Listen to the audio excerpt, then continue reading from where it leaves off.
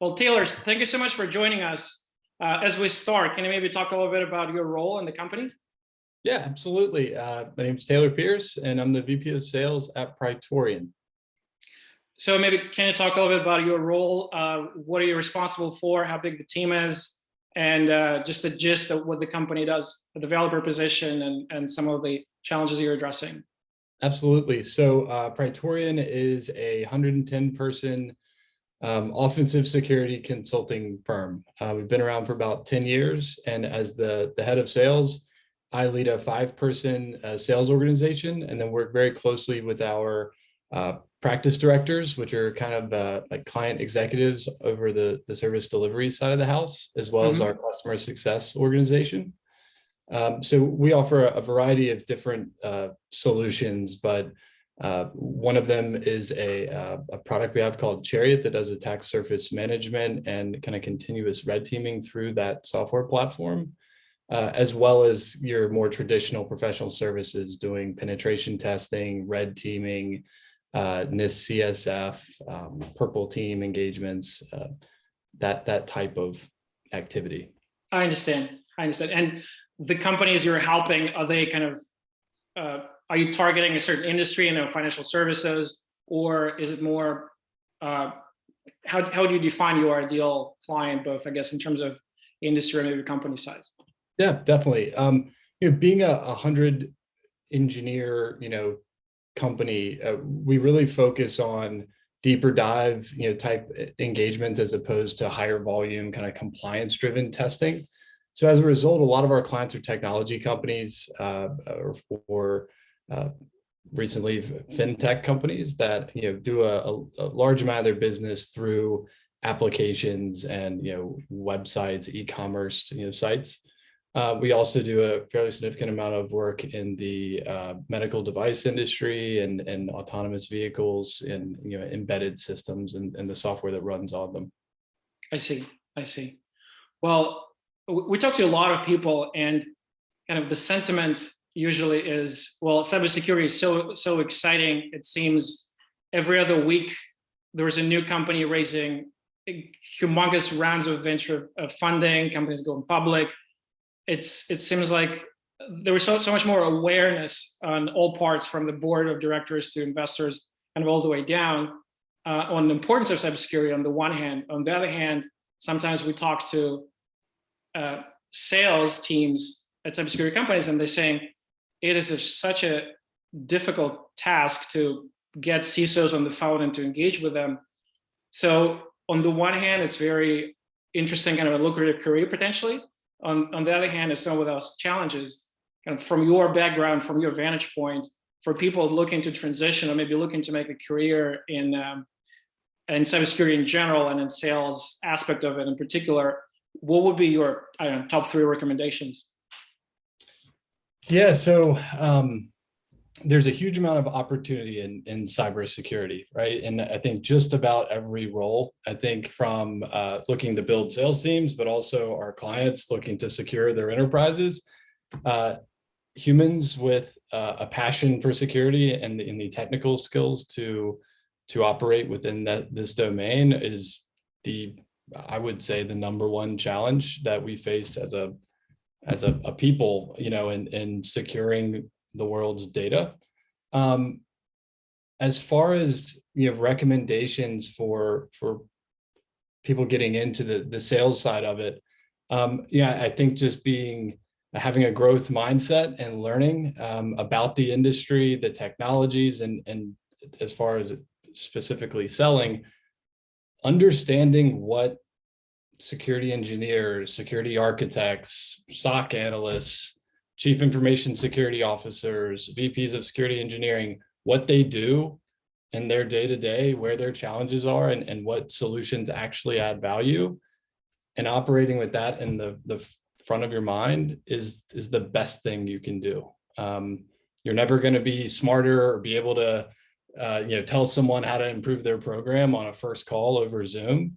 So, being empathetic and compassionate and adding value where you can and not pretending that you will when you won't is rules to live by for sure. Totally. I love it. it seems like also in the same vein, as far as sales, it looks like there's a new tool, whether it's scheduling or technology stack, listening to sales calls. Gong is very popular now. Yep. What kind of sales stack from technology standpoint are you working with that works for you? My number one, tool in the quiver is candidly candor. In the sales cycle, right, and just understanding what problem the organization is trying to solve, and just focusing specifically on that and how your solution would or would not add value. More directly answering your question, I think that intent data is one of the new marketing tools that can be very effective, right? Understanding what organizations are actively pursuing or researching specific topics makes your outreach timely, right? It doesn't guarantee that they want to hear your opinion, but at least you're not just throwing stuff against the wall and hopefully getting lucky. Certainly, and it's kind of like enabling serendipity, hopefully at scale. Yeah, definitely. Or all of the automation that comes from marketing automation tools or nurture campaigns or just outbound prospecting. Intent tools help you send the data that is most likely to be helpful to or engaging for a prospective customer, which is really all you can do. I see. Well, last couple of years were quite eventful. I guess one way to put it. So much has changed. Resay was canceled, and then for this year was pushed out to June. Black Hat, from what I'm hearing, it was a much smaller scale. Work from home, Zoom fatigue. There are so many issues that salespeople and cybersecurity professionals and executives had to deal with. You have a crystal ball, and you can see how the future will look like 12 months from now. For a VP of sales of a cybersecurity company, what are the top 3 most important challenges that you see? I guess we'll keep them occupied 12 months from now. Yeah, definitely. For me, I think the market saturation, there's like 6,000 cybersecurity vendors, and that's resulting in a very noisy industry and competitive landscape. Trends in fundraising, I think, are also switching the dynamics pretty significantly for sellers and cybersecurity companies. And then also time to value and landing large contracts. So I guess starting with the first, from a market saturation standpoint, it's a hot industry. It's a very crowded industry. I think that's exacerbated by a lot of companies to try and stand apart are maybe leaning over their skis a little bit and their capabilities and what they do. And in some cases, just flat out misleading what the capabilities of their platforms are. And so that's just leading to a ton of fatigue from security teams, right? They are inundated with requests for 5 minutes or 10 minutes of your time, so I can bend your ear on this technology. And so how do you have to try, right? You have to try and get in front of people you don't know. So how do you do that in as much of a value added way as possible, right? And how do you stand apart in the right ways and not just with a louder loudspeaker and a more compelling message that may or may not be true. From a fundraising standpoint, I think it might have been a Crunchbase article, but it was looking at the average revenue for seed, Series A, and Series B from 2019 to the end of 2021. And I think the average revenue for at time of a Series B raise was like $6 or $7 million in ARR in 2019, and in 2021 it was 1.8 million in ARR. Really? Yeah. I'll send you the link to this article. It was credible. It was a big sample size, and that creates a troubling dynamic for salespeople, right? A company can be successful in raising money and getting a crazy valuation on a pretty small amount of revenue. And even if you're the salesperson who sold all $2 million of that ARR, it's questionable, the money you can make, the number of customers you can actually engage with. It's compressing the time down, and the territory size, the quota goals and attainment percentage for sellers at those companies, right? So that is that's difficult, right? That is a headwind to being a seller who's maybe working for a large enterprise and wanting to get into the startup space. I think it makes it a riskier proposition. And then the third is landing large contracts, right? I think big deals are kind of a safety blanket for a lot of sales leaders and salespeople. I think a lot of companies, and I'm guilty of this, the VP of sales will be very focused on a couple of large contracts, right? Because if they can close all of those, that's 80% of your number. But for many of the reasons I listed before, companies have been burned by products that are largely, snake oil. They have a ton of tools already, and they don't want to just add another one for the sake of adding another tool. Most companies are trying to consolidate.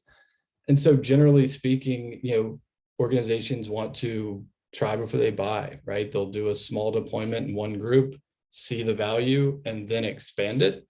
Mm-hmm. And so, it used to be, I haven't been in cybersecurity all that long, right? But in 2012, you could go to one of the top 10, financial services firms, and your first deal would be $1 million or $500,000, right? And like now you see those organizations spinning up innovation labs that are exclusively focused on researching, identifying, and piloting tools that may be a fit and align with the broader security program strategy. But if you don't make it out of that incubator, you're not going to have a swing at an enterprise deployment, right? So, well, it's almost, it kind of creates another friction point to get to this large deal, but also to your point of having a large client. You signed up Walmart as a client, that's great, but your portfolio is concentrated in one, and if something changes, then it just creates an exposure that if your portfolio is not diverse, your client portfolio is not as diversified as it could have been, it's very concentrated, it creates kind of other risks down the line if for whatever reason they decide not to renew. Yeah, absolutely, Matt. I think ultimately it's a good thing. You gotta earn it. You have to add value to get the big contracts, and that's good for my company, and it's good for my clients, right? But it does make it harder. Yeah, and on your second point, I think it's very interesting that you mentioned that, because it's almost like the fact there's just so much money being thrown at some of those teams, it creates a very distorted set of incentives. So again, to your previous point, that you may want to promise the world just to get the deal done, but and that is actually like the definition of that Mark Roberge, who used to be Chief Revenue Officer at HubSpot, he said, well, my definition of product market fit is the revenue you can retain.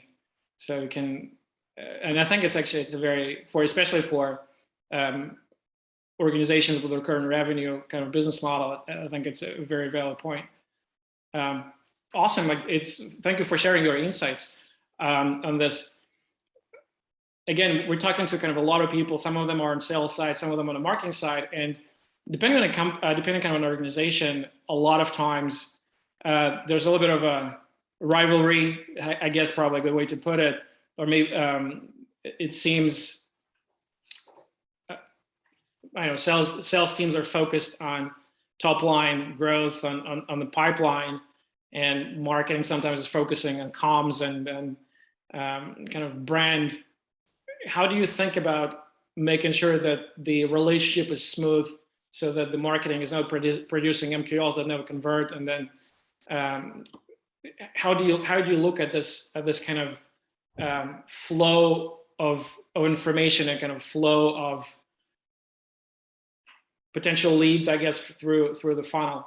Or because it seems like if you picture kind of a customer journey from problem aware, category aware, product aware, some of it is owned by marketing, some of it is owned by sales. So where do you draw this line, and how do you think about aligning the two teams?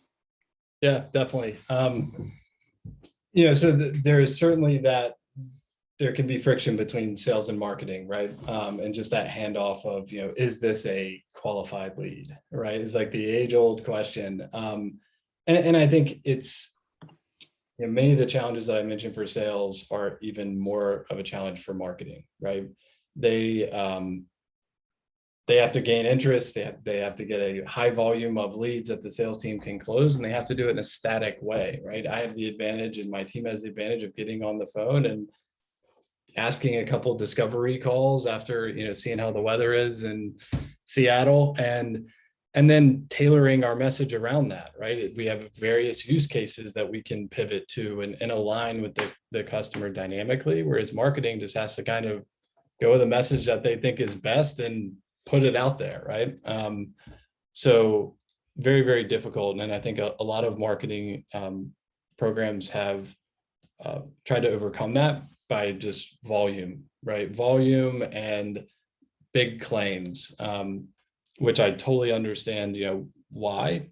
What I've had success with, and I think as an industry, we should seriously consider is resetting the definition of what good looks like, right? A lot of marketing programs are asked to generate thousands of leads a month, right? Because they're based on some historic sales win rate, right? Or conversion rate. And just going back to the drawing board with a fresh slate saying, how many leads do we actually need? At Praetorian last quarter, the marketing OKR was 4 SQLs, but they were very, very specific, right? And needed to be very, very qualified. But that allowed marketing to say, okay, we don't have to go spend 70 grand on content syndication, right? Instead, let's host a in-person roundtable dinner for Valentine's Day, or, more just different approaches, right? Because the goal is now not to hit an OKR of 8,000 leads, but let's get 4. And how do we go after that, right? So just resetting the definition of good, I think, can serve a lot of programs really well. That's great. It's actually the definition that I heard is some companies they convert a few while annoying the many. So when you actually look at your market and try to identify people who may be in the market or could be highly qualified for any number of reasons, and just address those, and don't create content for 80%, 90% of the rest of the potential buyers. I think it does better. It improves your brand, reputation, versus if you just try to flood all the channels with your message. Absolutely. And speaking of channels, without giving away your secret sauce, but because I know some of the companies, most of what we do is outbound, and most of what we do is inbound or events or social, but usually it's a mix of various things. It could be, I know one company, all they do is small dinners in 20 different cities where they bring their clients and prospects in one room and have a conversation. So they're not even the ones with a message. What works for you now? Yeah, so I would love to say PLG, because I do think product-led growth is the best way to grow a business in a healthy way and in a value-added way to your users. It's tough to do in a services and managed services business, but I think we've tried to replicate it by what a former colleague of mine would call social proximity, right? Security, despite being so hot and so crowded and so many organizations in it, it's still a very intimate industry, right? If you're a security leader and your company has maybe been breached, you don't Google who's the best incident response company, right? You call a friend who's also a CISO and you say, hey, in a bind, who can you introduce me to? Who would you recommend that I bring in? And those are always, there's no better salespeople than your clients, right? So I think looking at the ecosystem of who are longtime customers that are very happy and maybe incentivizing them to make introductions with a referral program that saves them money, saves whoever they refer you to money. Looking at happy customers that have left and gone to new organizations and reaching out to them, and they know us, they trust us. It's relatively easy to bring us in if appropriate. And then just kind of stepping out from there in these different degrees of separation, right? But all of that is predicated on customer satisfaction, right? And making the customers you have today happy and trusting that they will spread the word, right? At one point, the average tenure of a security leader was like 2 years. So once you get to a critical mass, that natural churn just leads to a pretty healthy top of pipeline motion if you can convert a high percentage of customers when they go to new organizations. You're saying it used to be 2 years, or is it now 2 years? I don't know what it is now, candidly. I remember back in the day, people saying like an average tenure for a CISO is 2 years or 2 years and 5 months. That's just a data point that's kind of stuck in my head. I wouldn't be surprised if it were lower now than that. Excellent. Sounds good. I know we're coming up on time. If people want to find more about you and about Praetorian, where should they go? Praetorian.com. And you can find everything about our business there. And I'm fairly active on LinkedIn and happy to connect with people there as well. Absolutely. Well, Taylor, thank you so much for your time. Thank you, Misha.